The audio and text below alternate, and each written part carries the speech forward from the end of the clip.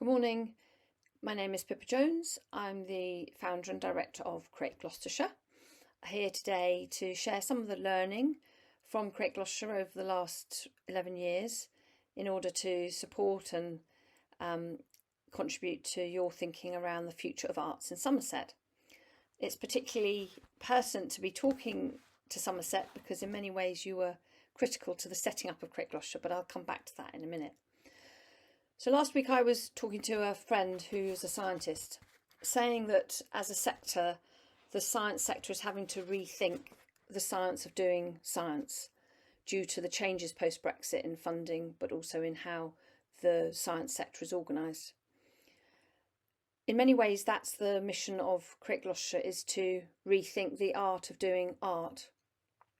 And that's where the link to Somerset comes, because in 2010, Somerset County Council cut its arts funding, what it seemed like more or less overnight. And that was a really significant wake-up call to us in Gloucestershire, that we had to rethink the art of doing art, how we fund art, how we plan art, how we deliver art, how we evaluate and review art. And it was because of this rethink that Create Gloucestershire was set up by initially 6 arts organisations who had had funding from both the County Council and from the Arts Council. Our mission from day one has been to enable the right conditions for art and culture and creativity to thrive in Gloucestershire. So we're not a delivery organisation, we're research and development and innovation for the sector, like a collective R&D team.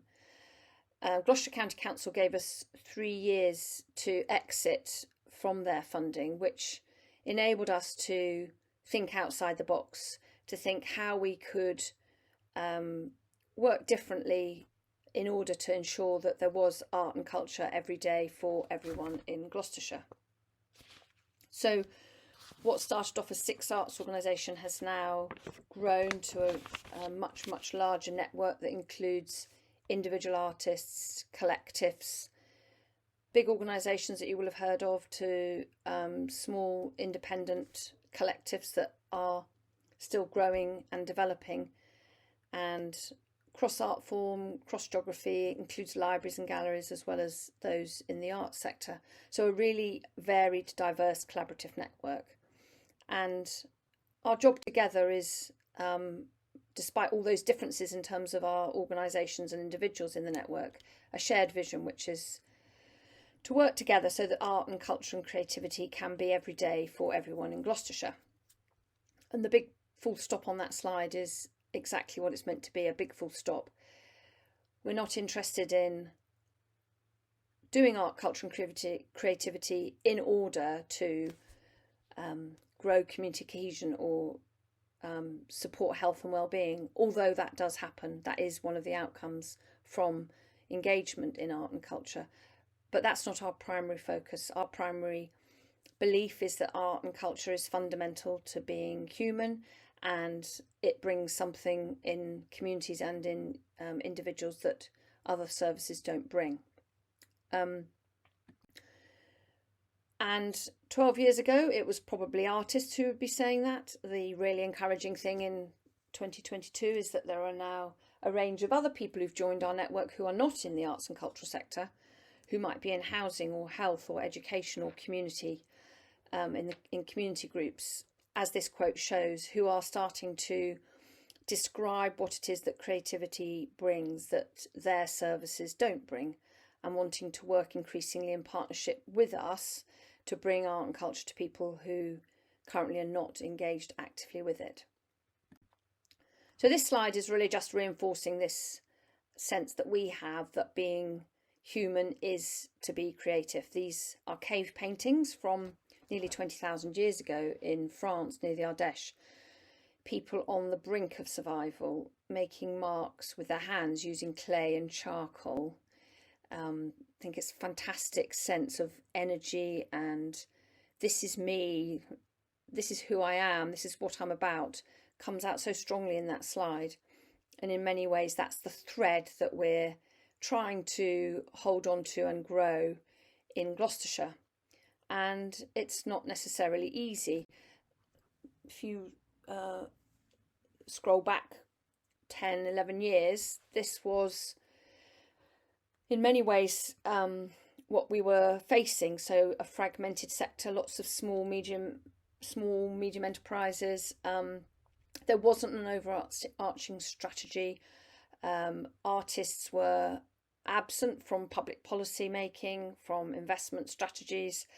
They were also absent from the majority of communities because they generally just got money to go in for a small amount of time, if at all.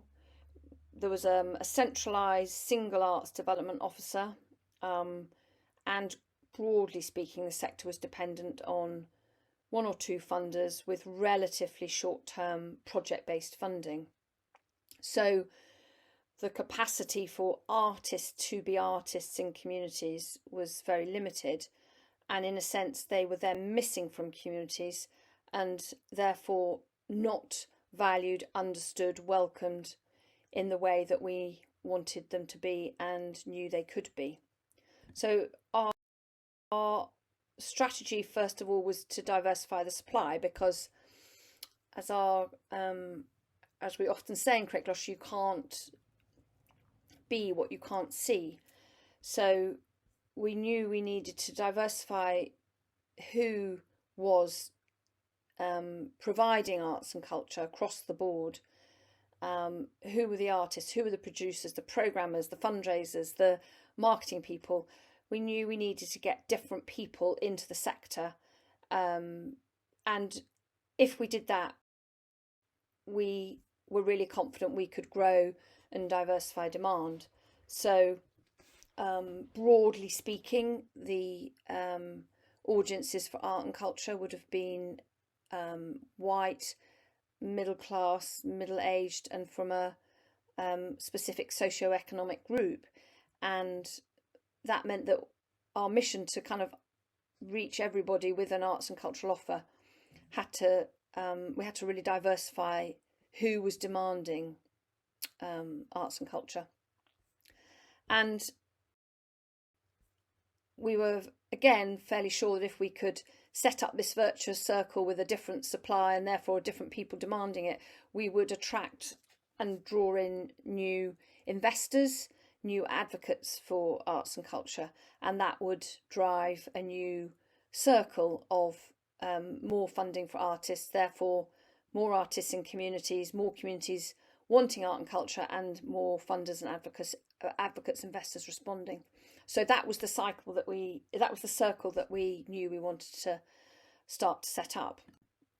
So in terms of an overview, I think it's fair to say that in terms of the big strategies, policies, decision making that happened in Gloucestershire in 2011, artists and the arts and cultural community were at the margins.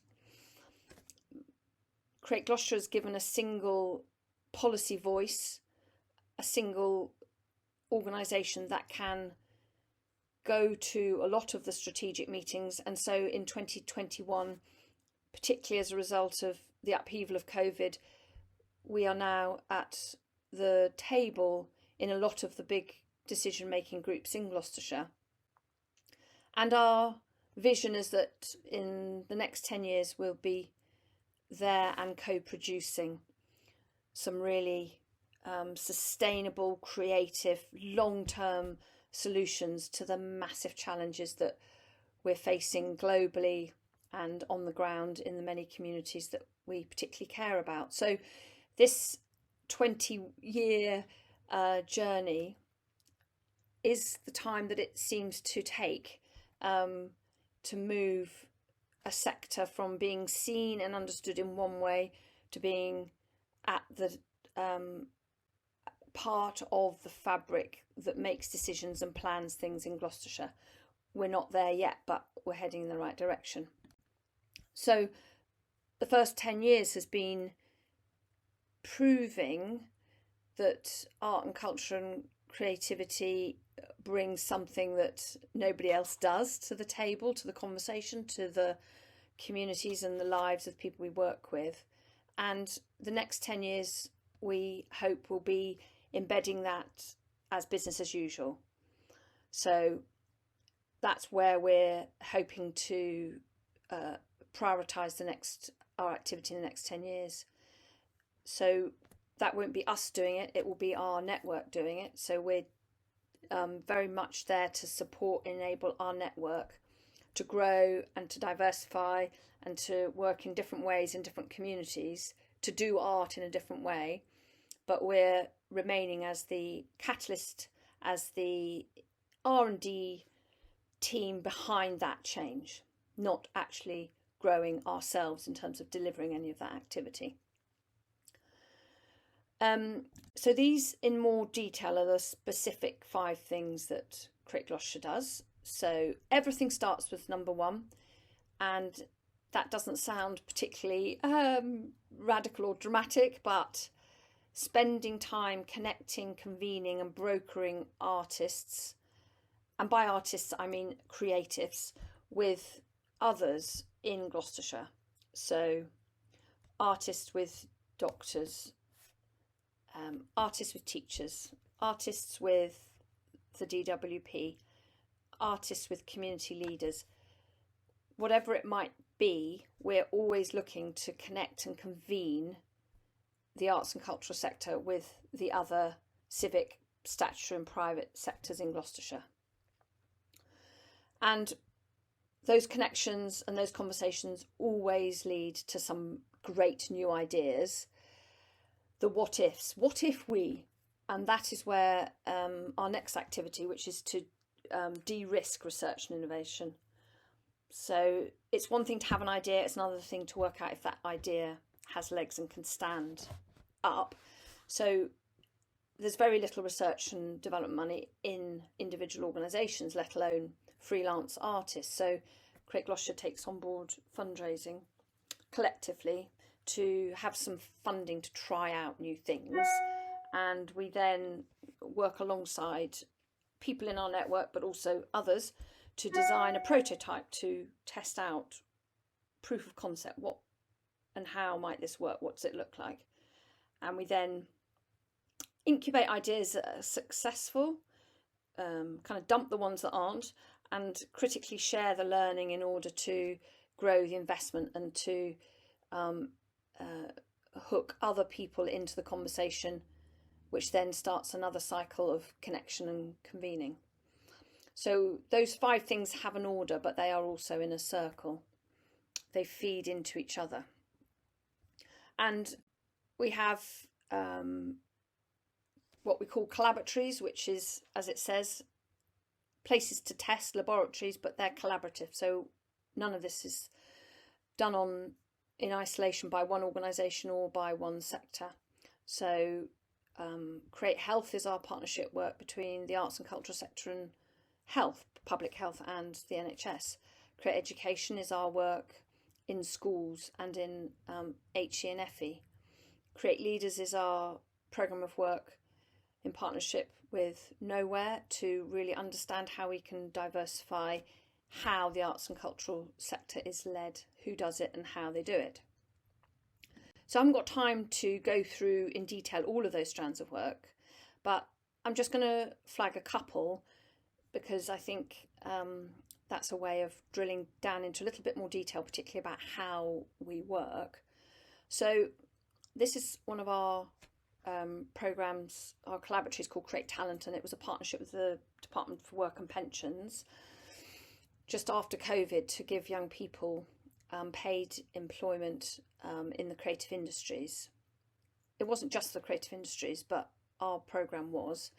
And this connection and brokering role that I talked to you about created this amazing alliance. And by amazing, I mean such an interesting set of different art forms, different business models, different geographies, different opportunities for young people to have their first job in the creative industries. And we recruited 22 organisations, and between them collectively they employed 63 young people.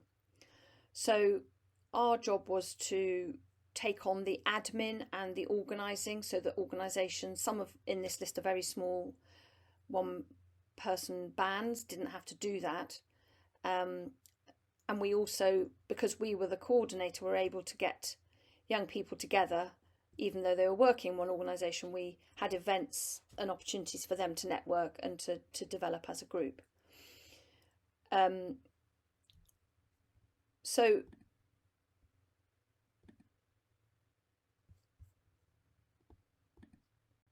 this is a handful of the 63 Kickstarters, and I think you can sense just by looking at those photos the sort of sense of fresh energy, ideas, different viewpoints that our Kickstarters are bringing into the arts and cultural sector. So thinking back to my earlier slide when I was talking about diversifying supply, you can straight away see that if you have these people working in the arts and cultural sector, you're automatically going to diversify who thinks they might come along to one of the arts venues or the arts organisations that these Kickstarters are based in.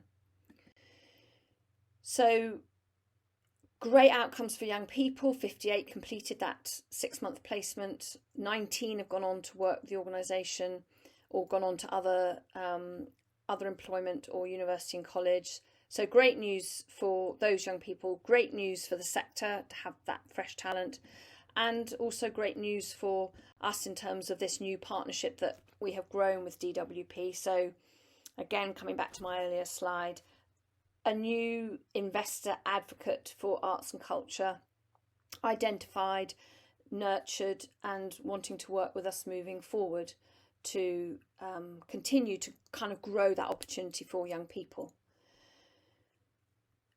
The next slide is really all about our Create Health work and how we've done a similar kind of brokering and connection with the arts and cultural sector and with health. So we are part of a UK pilot for cultural commissioning.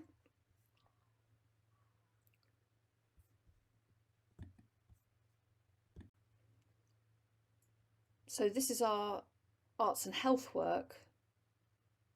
We were part of an Arts Council funded pilot, I think in 2016, to explore how arts and culture could contribute to health and well-being activity in areas.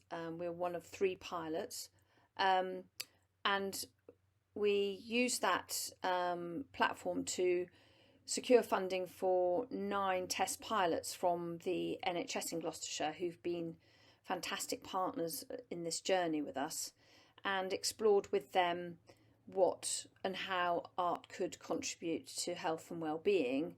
And over time that programme has grown, has embedded and secured regular funding for artists. It's encouraging to see that that cultural commissioning programme is now sitting at the heart of prevention and self-care strategies in the county. That sense of art and culture moving from the margins to being part of conversations about how and what and who gets supported with cultural commissioning.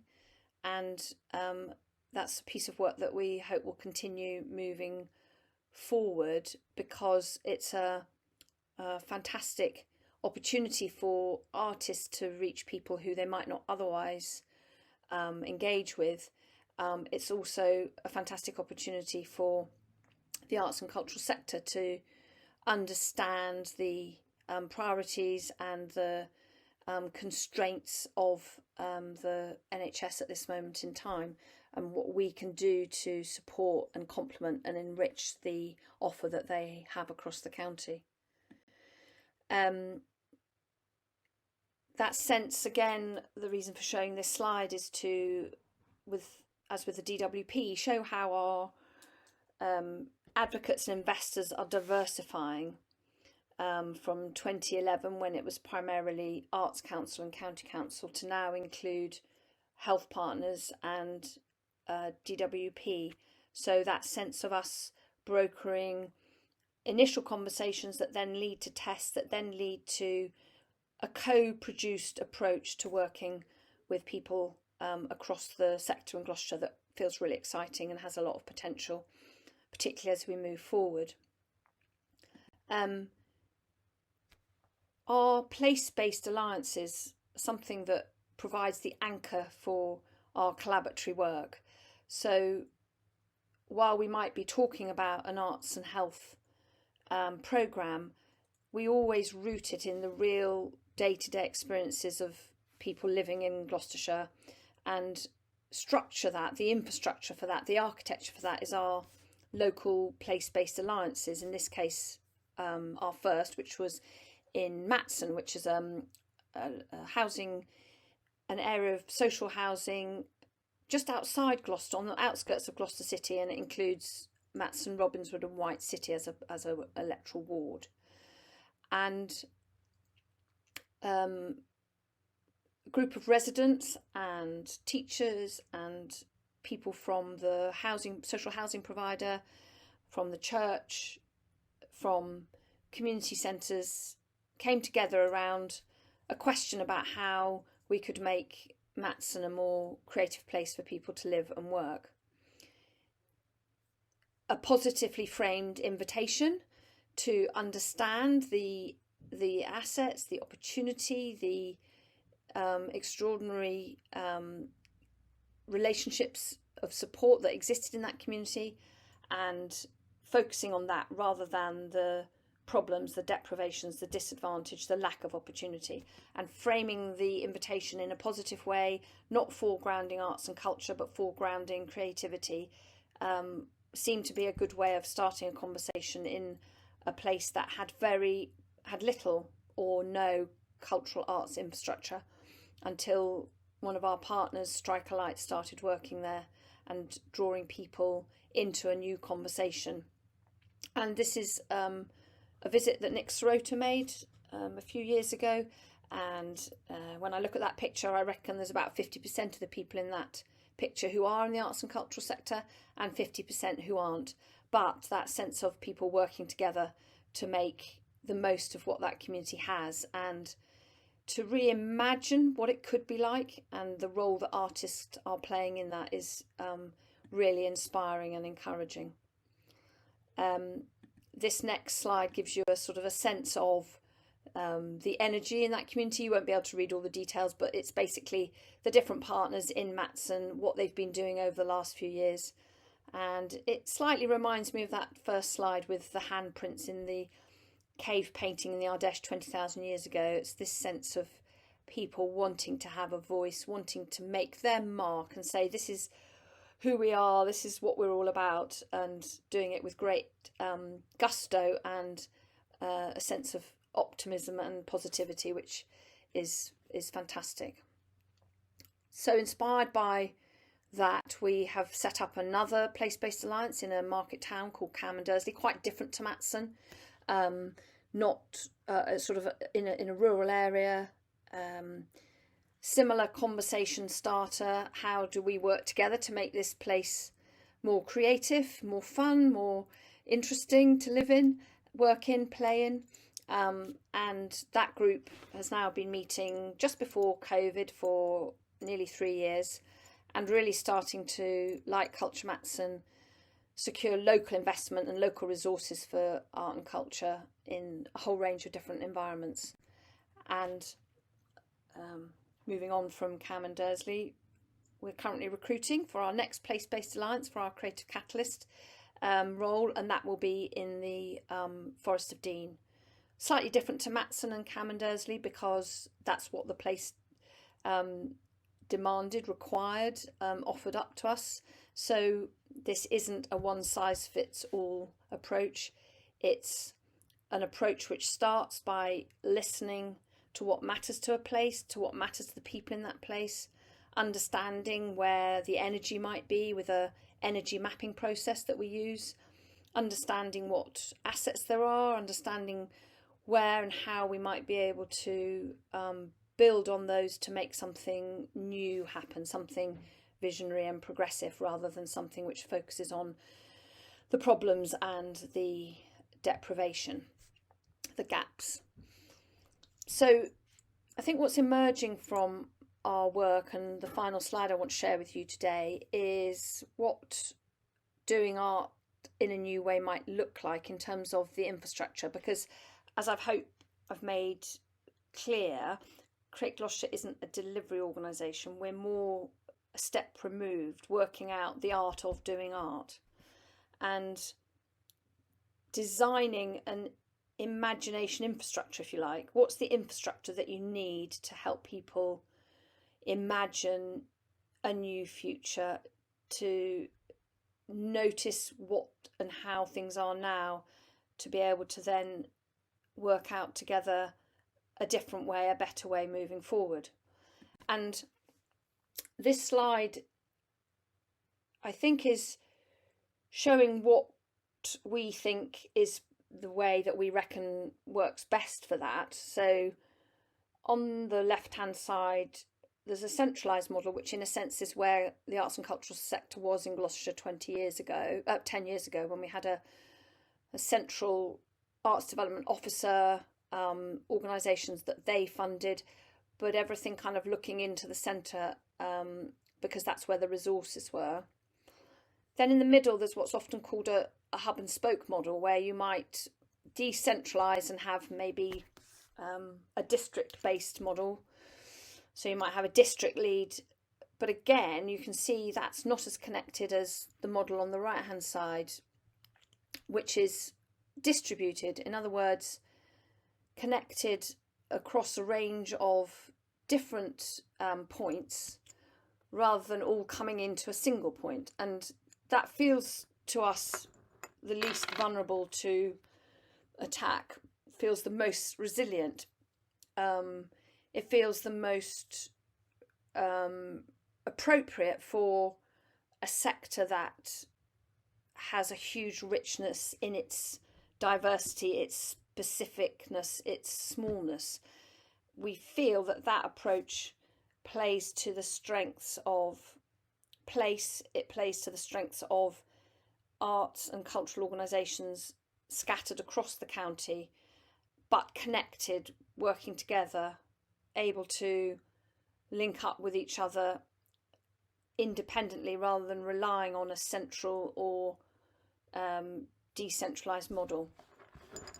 So moving forward for the next 10 years, that's the direction of travel that we want to go in. We want to, if you imagine those dots being Culture Matson, Cam and Dursley Creative Forest of Dean group, growing those groups across the county so that everybody has a very local cultural hub that they can go to, but that local doesn't become parochial and narrow because it's linked into a whole network across Gloucestershire, and increasingly we hope with people working in a similar way across the UK and further afield, because clearly the problems and the opportunities that we have before us aren't going to be solved locally. They're going to be solved by working locally and globally, and that's the infrastructure that we're trying to test, learn about, and really keen to share with Somerset your development so that we can build on your learning and build on your insights to refine and test this model further.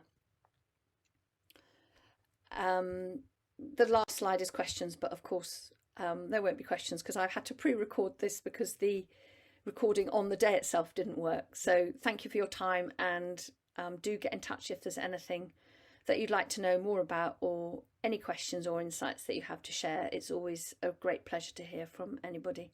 Many thanks.